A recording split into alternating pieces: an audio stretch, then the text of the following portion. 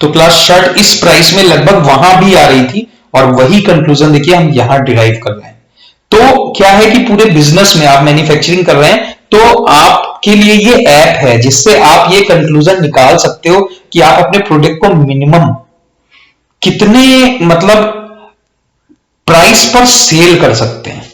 ठीक है, लेकिन इस सब में एक चीज है कि हमने पहले से फिक्स कर रखा था अपना सेलिंग प्राइस 450 रुपीज। अगर हम ये नहीं समझ पा रहे हैं कि अपना सेलिंग प्राइस क्या रखें, ठीक है, और हम सोचते हैं ऐसा रखें कि ज्यादा से ज्यादा सेल हो जाए, मतलब महंगा भी ना लगे और हमें प्रॉफिट भी हो जाए और लॉस में भी हम ना जाए, तो मतलब ये पूरी बिजनेस कंप्लीट बिजनेस एनालिसिस के लिए क्लास ये सॉफ्टवेयर है।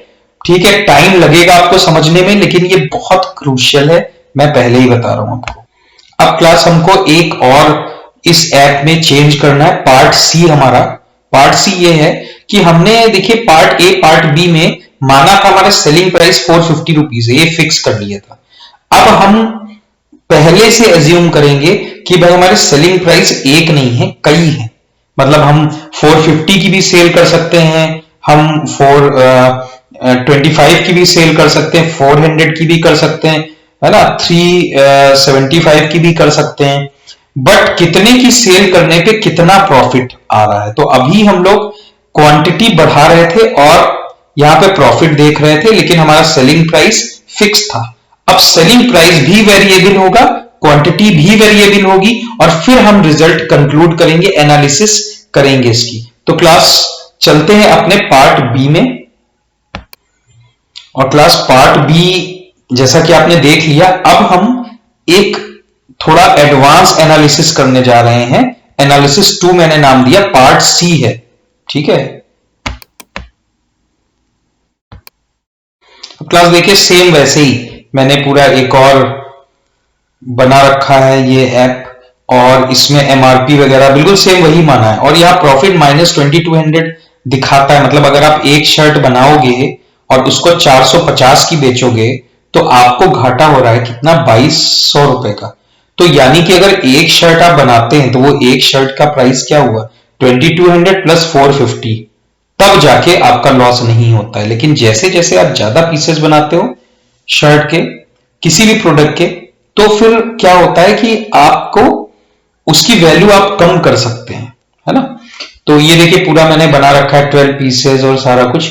और यहां नया क्या आपके लिए वो ये है कि अगर सेलिंग प्राइस को 400 रुपीज पर पीस करते हैं तो, अगर उसको 425 करते हैं तब, अगर 450 ही रखते हैं और अगर करते हैं 475 तो क्या।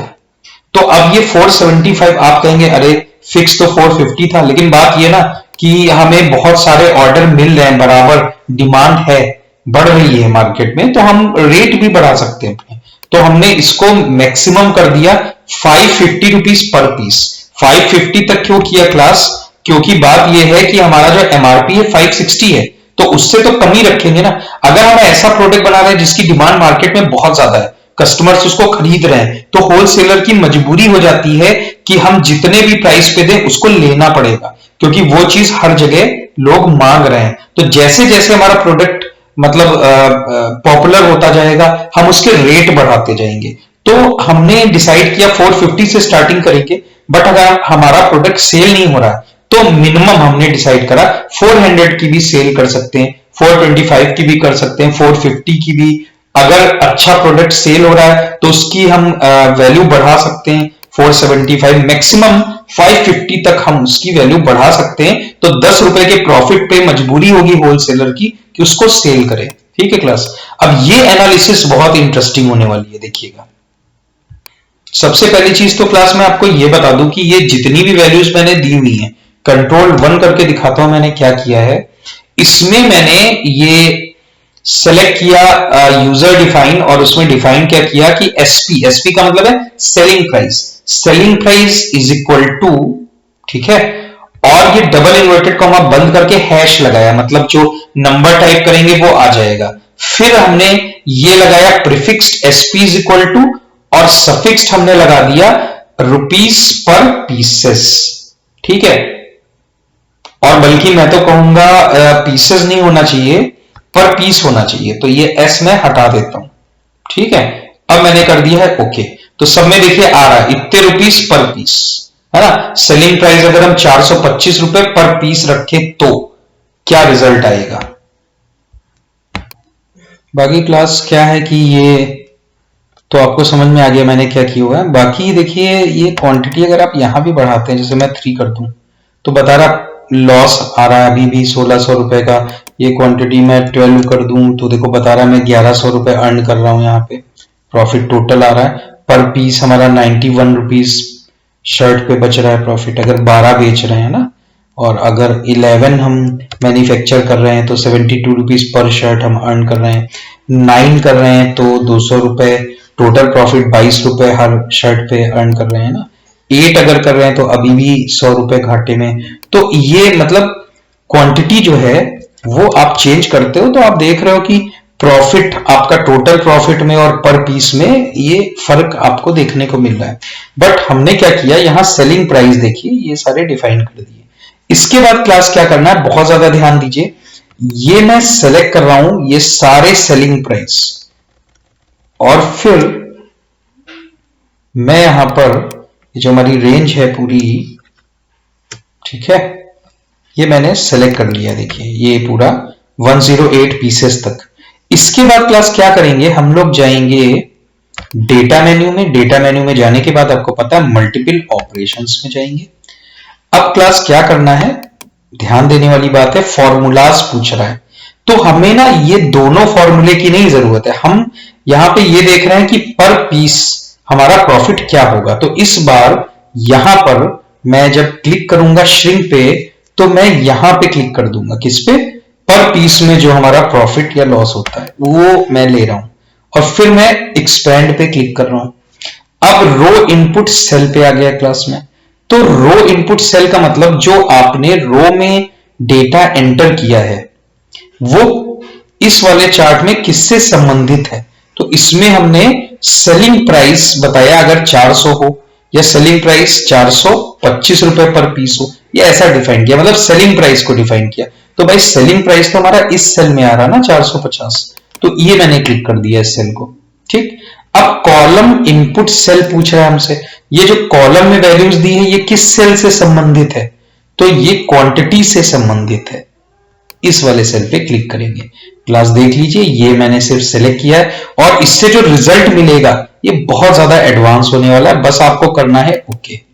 अब देखिए समझिए, अगर 12 पीसेस आप मैन्युफैक्चर कर रहे हो और आप ये डिसाइड कर रहे हो कि मैं 400 रुपए पर पीस के हिसाब से होलसेलर को सेल करूंगा, तो हर शर्ट पे 42 रुपीज आप अर्न करेंगे।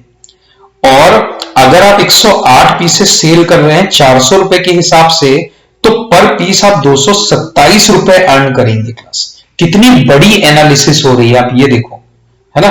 और इसी तरीके से अगर हम 450 पे भी सेल करते हैं, ठीक है, तो जरा एनालिसिस देखिए आप क्लास, यहां पे कितनी ज्यादा मतलब डीप एनालिसिस है कि तब भी आप अगर इस पर सेल कर रहे हैं उसके बाद भी क्लास देखिए आप 450 रुपए पर पीस सेल करेंगे तभी भी 277 रुपीज प्रॉफिट पर पीस अर्न करेंगे, और वही आप 400 रुपए सेल करके भी अर्न कर रहे हैं। तो क्लास डिफरेंस देखिए, 277 रुपीज पर पीस आप प्रॉफिट पा रहे हैं अगर 450 की शर्ट आप सेल कर रहे हैं, और 227 रुपए आप प्रॉफिट पा रहे हैं जब आप 400 रुपए की शर्ट सेल कर रहे हैं। अब फर्क देखिए, अगर 77 में से 27 में माइनस करूं आपके सामने, ये देखिए इज इक्वल टू, इसमें से मैं माइनस कर रहा हूं ये 50 रुपीज आ रहा है। देखिए सीधा सीधा वही डिफरेंस आ रहा है जो आप बढ़ा रहे हो ना। तो कहने का मतलब देखिए हर तरीके से आप एनालिसिस, ये जो एनालिसिस है आपकी ये इतनी ज्यादा डीप है कि आपके पास कितने ऑप्शंस आपके सामने है, कि मतलब आप इतने रुपए अगर रखेंगे सेलिंग प्राइस तो प्रॉफिट कितना होगा पर पीस, है ना। तो अगर कोई आपसे बोलता है कि भाई 450 नहीं कम, तो आप बोल सकते हो कि भैया आप अगर चाहते हो कि इतने का सेल करें तो कम से कम इतने पीसेस खरीदिए तो इतने के पड़ जाएंगे आपको। तो मतलब ये एक कंप्लीट बिजनेस सोल्यूशन है मैन्युफैक्चरर के पॉइंट ऑफ व्यू से। तो आप कंप्यूटर ऑपरेटर हो, ठीक है, और आपको ये सारा डील करना है, ये आंकड़ों के साथ आपको सारी